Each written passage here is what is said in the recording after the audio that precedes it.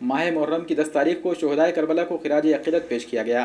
ناندیڑ کے شیواجی نگر میں واقع مسجد محفل حیدری میں مجلس کا اہتمام کیا گیا۔ مجلس میں اہل تشیع حضرات نے شہدائے کربلا کو خراج عقیدت پیش کیا۔ اس موقع پر بنگلورو سے مولانا دلاور حسین عابدی کو مدعو کیا گیا۔ مولانا دلاور حسین عابدی نے شہدائے کربلا کے واقعے کو نم آنکھوں سے بیان کیا۔ شہدائے کربلا کی یاد میں مجلس میں موجود حاضرین نے ماتم بھی کیا۔ اس موقع پر سینہ کوبی بھی کی گئی۔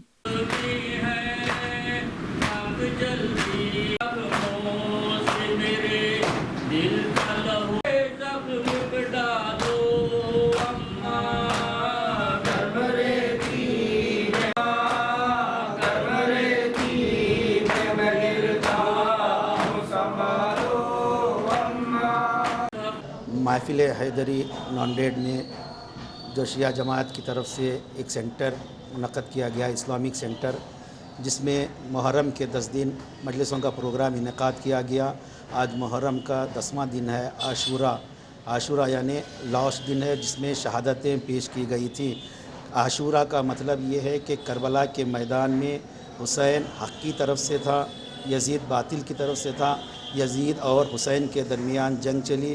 یزید کہہ رہا تھا کہ اسلام کچھ نہیں ہے، رسول کچھ نہیں ہے، قرآن کچھ نہیں ہے، وحی کچھ نہیں ہے، لیکن حسین کہہ رہے تھے کہ توحید باقی ہے، قرآن حق ہے، محمد اللہ کے رسول ہیں۔ تو جب دونوں میں یہ نا اتفاقی ہوئی تو ایک جنگ ہوئی، جس جنگ کو ہم جنگ کربلا کے نام سے یاد کیا جاتا ہے۔ حق کا بول بالا ہوتا ہے۔ قرآن نے کہا جاء الحق و زہق الباطل، جب بھی حق سامنے آتا ہے باطل کو مٹنا ہوتا ہے۔ تو دونوں کے درمیان جنگ ہوئی، لیکن دشمن کا مقصد تھا، یزید یہ سوچ رہا تھا کہ سر و تن میں جدائی کر کے میں کامیاب ہو گیا، میں فتح پا لیا، لیکن اس کو نہیں معلوم کہ کامیابی کا مقصد ہوتا ہے ہدف کو باقی رکھنا۔ حسین کا ہدف تھا مسجدیں باقی رہیں، مسجدوں سے اذان کی آوازیں آتی رہیں۔